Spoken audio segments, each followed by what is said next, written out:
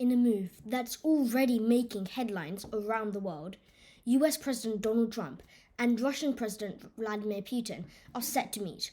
Not in Washington, not in Moscow, but in Alaska. Why Alaska? What's on the table? And how does this tie into Trump's sudden 50% tariffs on India? Let's break down the politics, the strategy, and the potential fallout. One thought at a time.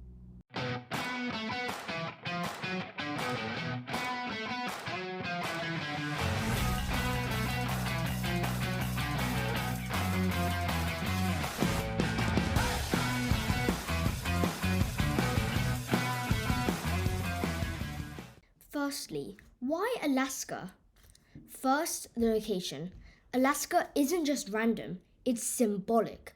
Until 1867, it was Russian territory sold to the US for around $7.2 million. That history still resonates in Russian political rhetoric. Meeting here is a not-so-subtle nod to those old ties. It's also practical. Alaska sits right across the Bering Strait from Russia, making it geographically convenient. And perhaps most importantly, Putin can travel there without fear of arrest. Why? The US isn't part of the International Criminal Court, so the International Criminal Court's 2023 arrest warrant issued for Putin for war crimes in the war does not apply. Security is tight too.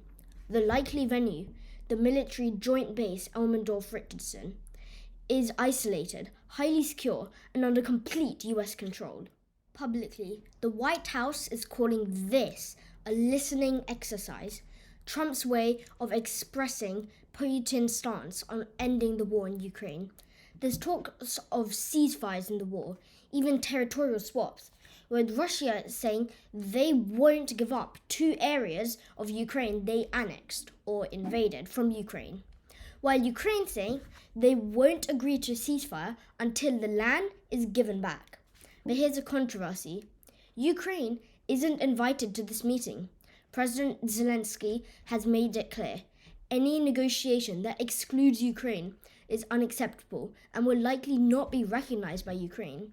European leaders agree, warning that this could undermine collective security and reward aggression. Here's where things get interesting. Just days before the meeting, Trump slapped massive 50% tariffs on Indian exports to the US, from textiles to gems, which aren't fundamental to US markets, while exempting pharmaceuticals and smartphones, which are. If you want more info about how tariffs works, watch this video about it. But for now, here's a quick version. Tariffs are basically taxes put on all imports into a country. Why?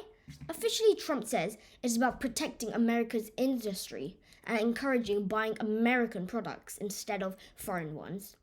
But analysts point to India's continued purchase of discounted Russian oil as a key reason for these tariffs. By hitting India's economy, Trump's sending a message, not just to New Delhi, but to Moscow. If you keep funding Russia's war, there will be consequences. The timing is no coincidence. This summit gives Trump a stage to pressure Putin directly while signaling to India and the rest of BRICS, or a group of countries of Brazil, Russia, India, China, and more, that the US can wield both diplomatic talks and economic punishment.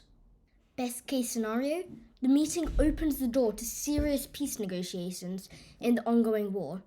That could ease US pressure on Russia's trading partners, maybe even lead to a rollback of tariffs on India.